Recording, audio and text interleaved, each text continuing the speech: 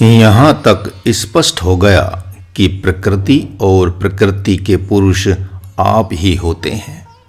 आपकी शक्ति सामर्थ्य की बात भगवान नारायण ने कह दी। अब यदि आप बीज नहीं बो सकते तो गुरुजी के पास जाएं। सारे के सारे किसान सेवकों से हल चलवाकर बीज डलवाते हैं। उनकी शक्ति बीज बोने की नहीं है। बीज है उनके पास लेकिन बो नहीं सकते। उसी प्रकार पूर्व जन्म का बीज आपके पास है लेकिन बो नहीं सकते, तो सद्गुरु आपके हृदय क्षेत्र में बीज बो देगा। आप केवल जाकर वहाँ जप तप करें, वह युक्ति से अवसर पाकर बीज बोता रहेगा। एक साधक ने कहा कि यह कौतूहल का विषय है कि घर पर विशेष भजन करता था, यहाँ तो उतना ही भजन नहीं कर पा रहा हूँ तो भी शांति है। महाराज ने कहा, जिसके लिए भजन किया जाता है वह साध्य ही यहाँ मिल गया है ना। गीता जी के लिए भजन किया जाता है, गीता जी यहाँ मिल रही है। घोर जप तप करके लोग इस गीता जी को सुनते हैं। श्री राम प्रभु ने सर्वप्रथम घोर जप तप करके गुरुदेव वशिष्ठ द्वारा ब्रह्म विद्या को सुना। उसी ब्रह्म विद्या का नाम पड़ा योग वशिष्ठ। उस समय तो भजन करते नहीं थे, वे तो बस सुबह शाम थोड़ी संध्या में बैठ लेते थे, जिसका वर्णन योग वशिष्ठ में मिलता है।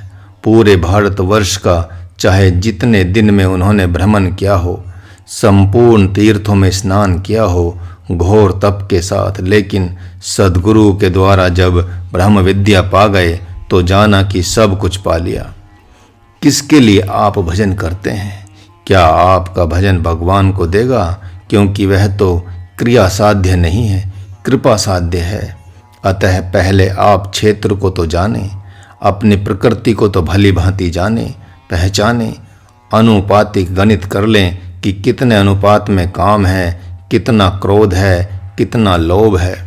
24 घंटे में यदि 6 घंटे आपको कामिनी याद आ रही है, वासना याद आ रही है, तो उसका कोई महत्व नहीं है, क्योंकि 18 घंटे आपको राम याद आ रहा है। वैसी अवस्था में संन्यास ले लेना, जबकि शास्त्रकार कहते हैं कि 4 आना भी यदि राम याद आने लगे तो संन्यास ले लेना। तो अपनी प्रकृति को देखें। संध्या में ध्यान में बैठने से चित्त निर्मल हो जाता है। जब चित्त निर्मल हो जाता है तो बुद्धि सूक्ष्म हो जाती है। गीता जी सुनने की योग्यता आ जाती है। योग्यता भी तो आप में नहीं है गीता जी सुनने की। आप कहते हैं महाभारत में लिखा है कि एक बार कोई इसे पढ़ेगा तो जन्म जन्म के पाप समाप्त हो जाएंगे। लगता है उत्साहित करने के लिए व्यास जी ने लिख दिया है। ऐसी तो आपकी बुद्धि दूषित है, मैली है, जिसको व्यास जैसे ऋषि की बात पर विश्वास नहीं हो रहा है, जिनके प्रति बहुत आदर भाव है आपके मन में, तो किसी संत की बात पर कैसे विश्वास होगा। इसलिए पहले आपको गीता सुनाई जा रही है। महाराज गीता जी की बात कर रहा है, अपनी बात तो कर नहीं रहा है। पहले व्यास जी की बात पर विश्वास हो, तब तो भगवान की बात पर विश्वास होगा। संत या सद्गुरु के संसर्ग के बिना बुद्धि में भ्रम उत्पन्न हो जाता है। अतः प्रकृति एवं पुरुष दोनों को जानना चाहिए। उनकी शक्ति कैसे प्रकट होती है, उसके उपाय को भी जानना चाहिए। महात्मा अर्जुन अभी मौन हैं, वे कुछ बोल नहीं रहे हैं, कौतूहल से देख रहे हैं, आश्चर्यचकित होकर देख रहे हैं, गंभीर चिंतन में होकर भगवान नारायण को देख रहे हैं। मानो वे कह रहे हों, हे माधव, यह तो आश्चर्य है, आश्चर्य है, आश्चर्य है। साधक साधना करता है और उसमें रहने वाले अग्नि देवता को ब्रह्म ज्ञान हो जाता है। उसके शरीर में रहने वाले वायु, जल और पृथ्वी आदि देवताओं को ब्रह्म ज्ञान हो जाता है। वहाँ के सूर्य चंद्रमा मुक्त हो जाते हैं। यह तो आश्चर्य है।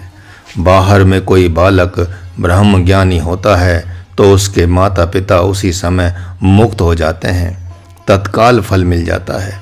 यह तो बड़ा आश्चर्य है।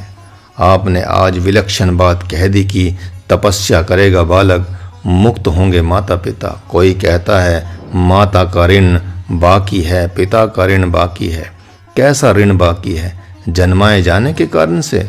लोग कहते हैं कि एक पुत्री तुम जन्मा दो तो मैं माँ के ऋण से मुक्त हो जाऊंगे, और पुत्र जन्मा दोगे तो पिता के ऋण से मुक्त हो जाओगे। मूर्ख राजों का एक समाज होता है। ऐसा समाज मूर्खों का है जिसमें कहते हैं कि माता पिता को पितरलोक में भेज देने वाला पुत्र माता पिता के ऋण से मुक्त हो जाता है। जलदान दे दिया, बस मुक्त हो गया। कैसी विडंबना है यह। नाहन में महाराज ने एक ऐसी माँ को देखा जिसने एक संत से गुरु मंत्र लिया था। आज से 5 साल पहले उसे चाहे जहाँ भी ले जाया गया, किंतु किसी से उसे संतुष्टि नहीं हुई। उस संत को देखो और संतुष्टि हो गई। जब उसने गुरु मंत्र लिया तो बहुत से लोग उसके पास बैठे हुए थे। उस माँ ने कहा, आओ इधर आओ, आओ आओ बेटे इधर आओ। अपने बेटे को बुलाया और कहा कि प्रणाम करो। वह माँ रो रही थी और कह रही थी कि प्रणाम करो, मेरे को प्रणाम करो। बेटे ने साष्टांग दंडवत किया। उसने बेटे को उठाया, भरपेट अंक लगाया, माथे को सूंघा, चुंबन लिया और कहा, जाओ मैं अपने ऋण से तुमको मुक्त करती हूँ। आज से तेरा मेरा रिश्ता समाप्त होता है। तूने मुझे गुरु दे दिया। पुत्र वही होता है जो माता पिता को सद्गुरु दे दे। जाओ तुम्हारा कल्याण होगा। अभी उस माँ ने शरीर छोड़ा। चलते फिरते मस्ती के साथ जप करते हुए देव ऋण भी है, मातृ ऋण भी है, पितृ ऋण भी है, ऋषि ऋण भी है, किंतु एक ब्रह्म को प्राप्त कर लेने से संपूर्ण ऋणों से पुरुष मुक्त हो जाता है। यहाँ तक भगवान नारायण ने बहुत कुछ कह दिया।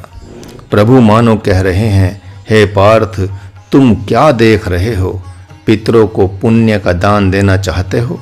ब्रह्म ज्ञान जैसा तो सृष्टि में कुछ है ही नहीं। तुम्हारे पितर ब्रह्मलोक को चले जाएंगे यदि इस दिव्य ज्ञान को तूने धारण कर लिया तो। सुन रहे हैं राजन? बोलो संजय बोलो, बड़े आश्चर्य से बोल रहे हो। संजय ने कहा कि ये तो आश्चर्य हो गया राजन।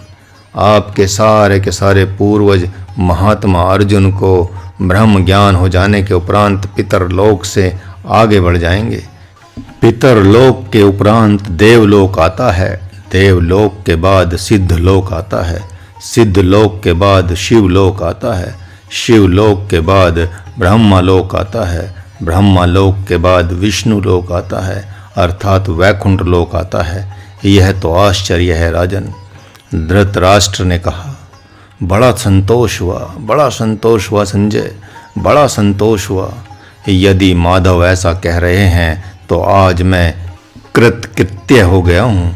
अब मेरा मूर्ख दुर्योधन मारा जाए, दुशासन जो उसी का अनुगमन कर रहा है मारा जाए, ये सारे लोग धराशायी हो जाएं तो भी अब मुझे चिंता नहीं है। आज मैं कृतार्थ हो गया। अच्छा देखो देखो, मेरा मूर्ख दुर्पुत्र दुर्योधन इस समय क्या कर रहा है, और थोड़ा देखो लोगों की मुद्राओं को कि लोग क्या कर रहे हैं, क्या देख रहे हैं। आश्चर्य जैसे लोग खड़े हैं, कुछ कर नहीं रहे हैं राजन। तो मन की बताओ, मन की बात बताओ।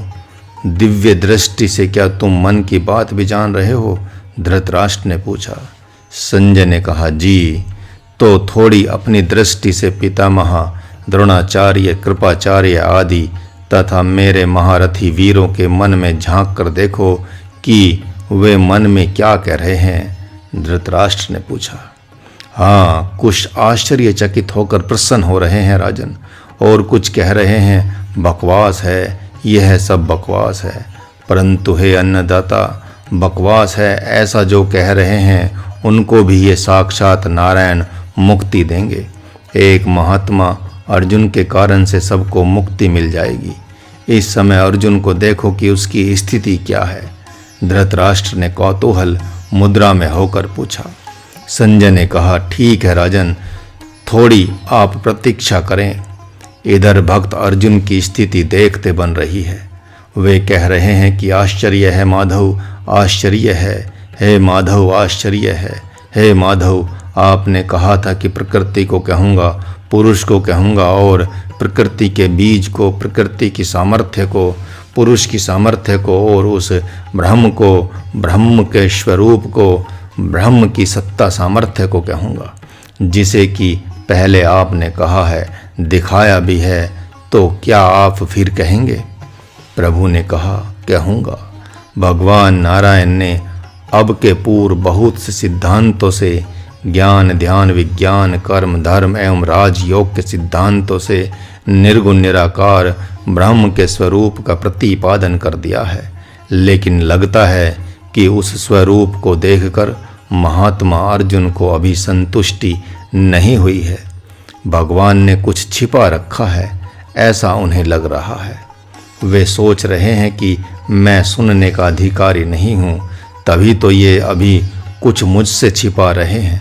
लगता है विश्व रूप को देखकर मैं डर गया था, इसी से मुझे अधिकारी बनाते हुए धीरे धीरे ये दिव्य ज्ञान को प्रकाशित कर रहे हैं।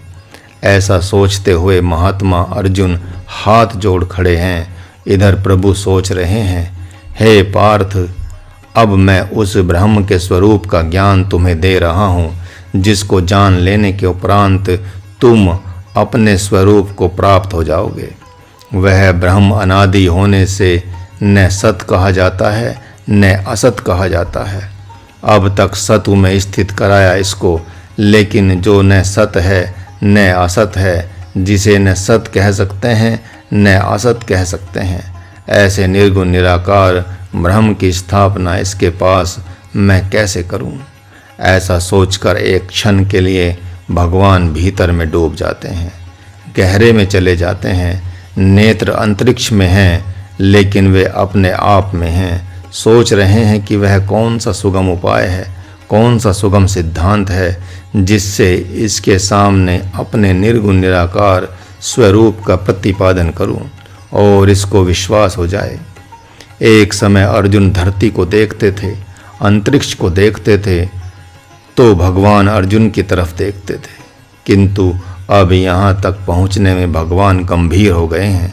वे अंतरिक्ष की तरफ देख रहे हैं तो महात्मा अर्जुन उनकी तरफ देख रहे हैं। यही दोनों की मुद्रा है। तब तक पल भर में युक्ति प्रकट हुई और प्रभु ने कहना प्रारंभ किया, यज्ञम यत् प्रवक्ष्यामि, सत, असत एवं सत्व, ये तीन शब्द तो विख्यात हैं ही। जो सत्य है वही सत्य कर्म है, जो सत्कर्म है वही सत है। स्वर्ग आदि लोकों को देने वाले सत्कर्म ही सत हैं, नरक आदि लोकों को देने वाले कर्म ही असत हैं। इस प्रकार ये सत और असत दो पद हैं। उसके उपरांत एक सतु पद है, वही दिव्य पद है, अर्थात मैं आत्मा हूँ। यह अनुभूति ही सतु है, इसी सतु में स्थित होना है। सभी प्राणी पदार्थ उत्पन्न होते हैं, फिर स्थिर होते हुए ही अपने कारण में विलीन हो जाते हैं, इसलिए उन्हें सत भी कहते हैं और असत भी। अज्ञानी जीवन को सत कहते हैं और मृत्यु को असत। वे कहते हैं कि जन्म होता है शरीर का, इसलिए सत है, किंतु वह मर गया तो असत है।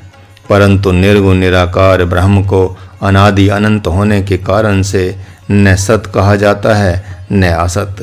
सत, असत एवं सतु ये तीन शब्द विख्यात हैं। सत्य कर्म सत है, दुष्कर्म असत है, किंतु सत्य सतु मैं आत्मा हूँ न सत है न असत है। स्वर्ग सत है, नरक असत है, किंतु कैवल्य पद न सत है न असत है। मनुष्य सत है, किंतु देवता, यक्ष, राक्षस, भूत, प्रेत, पशु, पक्षी, कीट, पतंगे आदि असत हैं। परंतु ज्ञानी संत न सत है न असत है, बल्कि वह तो निर्गुण निराकार ब्रह्म ही है।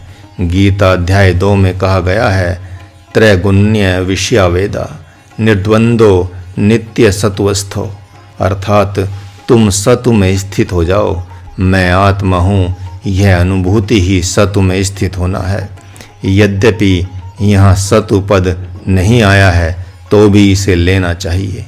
अभ्यास काल में कोई साधक सतु में स्थित रहता है, किंतु जब वह अपने स्वरूप में संपूर्णता से स्थित हो ही गया है तो न सत न असत और न सतु ही कहा जाएगा, न अंधकार न प्रकाश ही कहा जाएगा, न अमृत न विष ही कहा जाएगा, लेकिन फिर भी उसकी अभिव्यक्ति होगी, वह दिखाई देगा, उसका कहा हुआ उत्तम साधकों को सुनाई पड़ेगा, उसका स्पर्श होगा।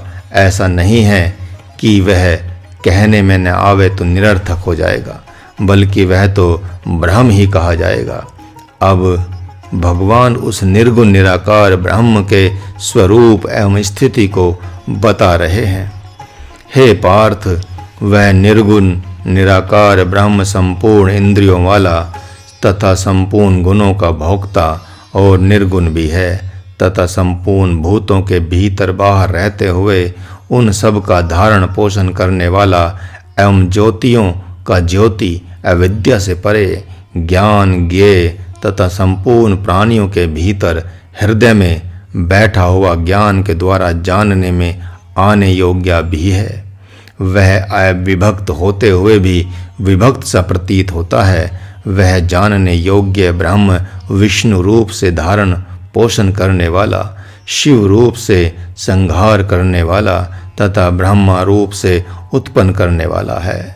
इतना ही नहीं, वह ज्योतियों का भी ज्योति तथा माया से अत्यंत परे कहा जाता है।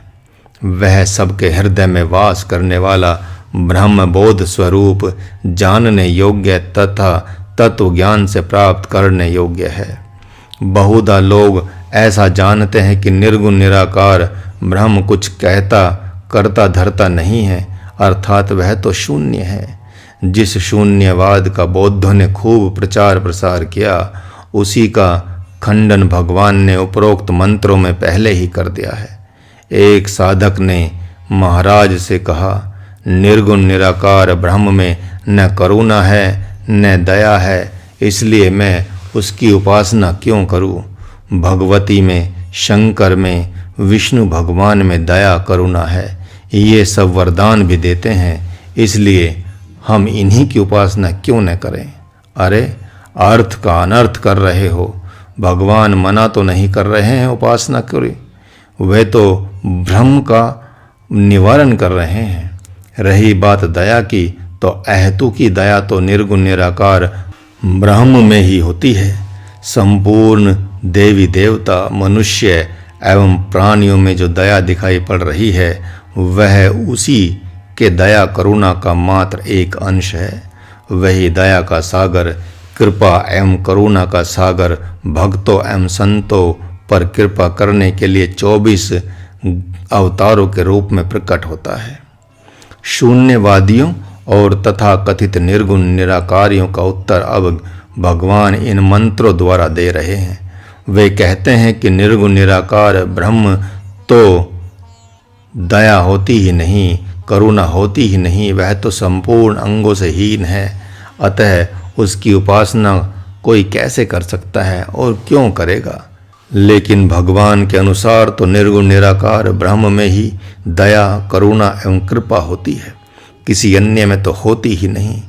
जब वह निर्गुण निराकार सगुण बनता है तो आम बुद्धि से भले निर्णय किया जाए कि वह सगुण है, लेकिन वह सगुण नहीं कहा जाएगा, क्योंकि निर्गुणता उसमें पूरी तरह से प्रतिष्ठित है। अतः भगवान श्री कृष्ण चंद्र आनंद कंद तथा प्रभु श्री राम को निर्गुण निराकार ब्रह्म ही कहा जाएगा। वे सगुण तो मात्र देखने में आते हैं, इसलिए सगुण ब्रह्म भी कहे जाते हैं। अतः वे न सत कहे जाएंगे न असत कहे जाएंगे, बल्कि निर्गुण निराकार ब्रह्म ही कहे जाएंगे। निर्गुण निराकार ब्रह्म वह है जो अपने संकल्प से प्रकट होता है, अतः सगुण होने पर भी निर्गुण निराकार ब्रह्म ही हैं। इसलिए सगुण और निर्गुण दोनों ही समझकर उनकी उपासना करनी चाहिए। गुरुजनों से भी उन्हें ही जानना चाहिए। सद्गुरु वही है जो निर्गुण निराकार ब्रह्म और सगुण साकार ब्रह्म तथा प्रकृति और पुरुष के स्वरूप को पृथक पृथक करके शिष्य के सामने प्रस्तुत कर दे। निर्गुण निराकार ब्रह्म में ही दया और करुणा है। उन लोगों में जो दया है वह तो दया कही ही नहीं जाएगी, क्योंकि उनकी दया एकमात्र पुत्र परिवार के प्रति ही है, भाई बांधवों एवं स्वजनों के प्रति ही है। लेकिन संत तथा भगवान जो दोनों ही सगुण और निर्गुण निराकार ब्रह्म हैं, वे तो संपूर्ण जगत के प्रति दयावान होते हैं। भगवान ने तो स्पष्ट कह दिया है, यदा यदा ही धर्मस्य। आत्मज्ञानी संत को भी आप देखें तो उसका भी व्यवहार ब्रह्म व्यवहार ही होता है। उसके पास चाहे जो भी आए, चाहे जिसके भी शिष्य हों, चाहे जिस संप्रदाय के हों, यदि उसके पास आत्म जिज्ञासु होते हैं तो वह उन्हें अपने शिष्य की तरह ही आत्मज्ञान का उपदेश करता है। उसकी दृष्टि में अपना शिष्य एवं दूसरे का शिष्य, ये दो भाव किसी काल में होते ही नहीं।